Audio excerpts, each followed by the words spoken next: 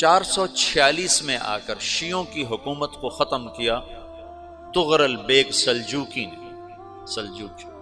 Seljuk مسلمان ہوئے تھے محمود غزنوی کے دور میں، سلجوک ان کے بڑے کا نام تھا۔ تو ایک دفعہ محمود غزنوی نے سلجوک سے پوچھا اگر مجھے تیری مدد کی ضرورت ہو تو کتنے آدمی پیش کر سکتے ہو؟ تو اس نے ایک تیر دیا، کہا یہ ایک تیر ہے میرا،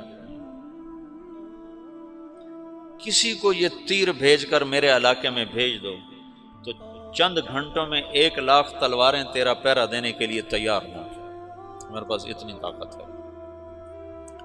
تو یہ سلجوک کی نسل میں تھا تغرل بیگ۔ اللہ تعالیٰ نے جب عرب زوال کا شکار ہو گئے اور ضعف کا شکار ہو گئے، جیسے بڑھاپے کا کوئی علاج نہیں، جب قوموں پہ زوال آتا ہے تو اس کا بھی کوئی علاج نہیں، پھر اور قوم کو جگہ ملتی ہے۔ جیسے بڑھاپا ایک فرد پہ آتا ہے، ایسے بڑھاپا قوم پہ آتا ہے۔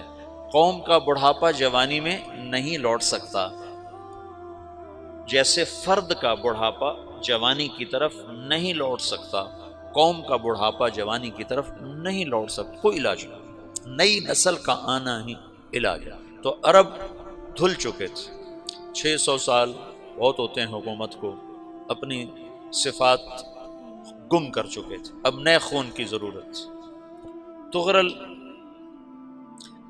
بیگ پہلا شخص تھا جس نے آ کر اہل السنت والجماعت کو استحکام بخشا، شیعوں کی حکومت کو ختم کیا، بغداد سے، شام سے، ان سارے علاقوں سے۔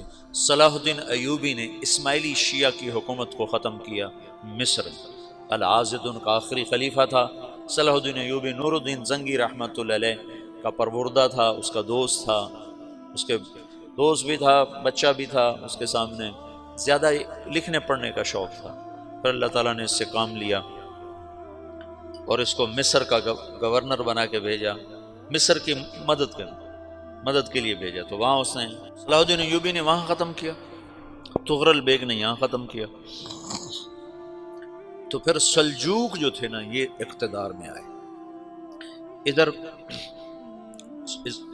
ختم ہو گئی سلطنت بنو عباس کی، مصر ایک چھوٹی سی ترکوں کی سلطنت، تو اللہ تعالیٰ پھر مرکزیت کے لیے ایک نظام چلا ہے۔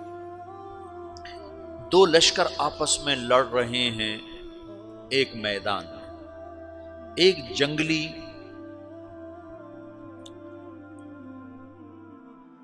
بدوؤں کا قافلہ، جنگل کے لوگ اپنے قبیلے کو لے کر، ایک جنگلی قبیلہ اپنے سردار کے ساتھ نقل مکانی کر رہا ہے ایک جگہ سے دوسری جگہ۔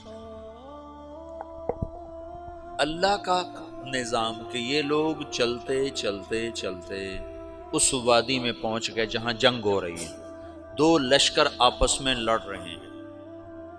جب یہ وہاں پہنچتے ہیں تو ایک لشکر کے قدم اکھڑ رہے ہیں اور دوسرا غالب آ رہا ہے۔ ان کو نہیں پتا شکست کھانے والے کون ہیں اور فتح پانے والے کون ہیں، ان کو نہیں پتا۔ اس جنگلی قبیلے کے سردار کا نام بھی تغرل ہے، تغرل۔ تو یہ سردار کہتا ہے جو شکست کھا رہے ہیں ان کی مدد کرو، کچھ پتہ نہیں کون ہے، کہتا جو شکست کھا رہے ہیں ان کی مدد کرو۔ تو 400 وحشی جنگلیوں نے فاتح لشکر کے پیچھے حملہ کر دیا۔ وہ تو ایک کافی ہوتا تھا، 400 دوڑ جب تلواریں پڑیں تو چند لمحوں میں نقشہ بدل گیا، بھاگنے والے جم گئے اور جمنے والے بھاگ پڑے۔ جب جنگ ختم ہوئی تو شکست خوردہ لشکر کے بادشاہ نے ان کو بلایا، اسے پوچھتا ہے مجھے جانتے ہو میں کون ہوں؟ کہا نہیں۔ کہا تو تم نے میری مدد کیوں کی؟ کہا انسانی ہمدردی کی وجہ سے، تمہیں شکست ہو رہی تھی اس لیے تمہاری مدد کی۔ پھر اس نے اپنا تعارف کرایا، میں ہوں سلیمان سلجوقی، ترکی کا بادشاہ۔ مسلمانوں کا لشکر تھا اور تاتاریوں سے شکست کھا رہا تھا، تاتاری فتح پا رہے تھے، مسلمان شکست کھا رہے تھے۔ تو وہ اللہ کی غیبی مدد بن کر آئے، تو وہ اس سے کہتا ہے میرے ساتھ رہنا پسند کرو گے؟ تم نے میرے اوپر احسان کیا ہے، میں اس کا بدلہ دینا چاہتا ہوں، میرے ساتھ رہنا پسند کرو گے؟ کہنے کا کر لوں گا۔ تو اس نے اس کو لے کر ترکی آیا، اور استنبول اس وقت روم کی حکومت میں تھا، اسے فتح کیا اس تغرل کے آگے چوتھے پانچویں پڑپوتے محمد فاتح نے۔ تو یہ استنبول ہے، یہ ترکی ہے، بیچ میں ایک چھوٹا سمندر ہے، یہاں ایک جاگیر ہے۔ تو سلطان سلیمان کہتا ہے یہ جاگیر تجھے وقف ہے، ادھر سے رومی مجھے تنگ کرتے ہیں حملے کر کر کے، تو میرا دفاع کرتے رہنا، یہ جاگیر تیری۔ یہ اس جاگیر پہ اس نے اپنے قافلے کو آباد کر دیا، اپنے قبیلے کو، اور ایک چھوٹی سی حکومت بنا لی، جو ایک صوبہ سمجھو سلمان سلجوقی کا، وہ ایک چھوٹا سا صوبہ ہے۔ وہاں جب یہ رہ پڑا تو پھر یہ ایک شیخ کے بیت ہوتا ہے، وہاں شیخ طریقت ہے، ان کے یہ بیت ہونے جاتے ہیں، وہ اس کو رات اپنے پاس ٹھہراتا ہے، تو ایک کمرے میں ان کو ان کا خادم ٹھہراتا ہے۔ یہ جب کمرے میں جاتا ہے تو سامنے دیوار میں تاکچے پر قرآن پڑا ہوا ہے، تو یہ تغرل بیگ کہتا ہے یہ کیا ہے، یہ کیا ہے؟ تو وہ خادم کہتا ہے یہ کتاب اللہ ہے، قرآن ہے۔ اچھا، وہ اس کو وہاں چھوڑ کے باہر چلا جاتا ہے۔ وہ دیہاتی آدمی، جنگل کا رہنے والا، پہلی دفعہ زندگی میں قرآن دیکھا، وہ کہتا ہے یہ قرآن ہے، اللہ کی کتاب ہے، میں اللہ کی کتاب کے سامنے سو جاؤں، کتنی بے ادبی ہے۔ تو اس نے ایسے قرآن اٹھایا اور سر پہ رکھ لیا اور کھڑا ہو گیا، ساری رات قرآن سر پہ رکھ کے کھڑا رہا۔ رات کے پچھلے پہر اس کو خواب آیا،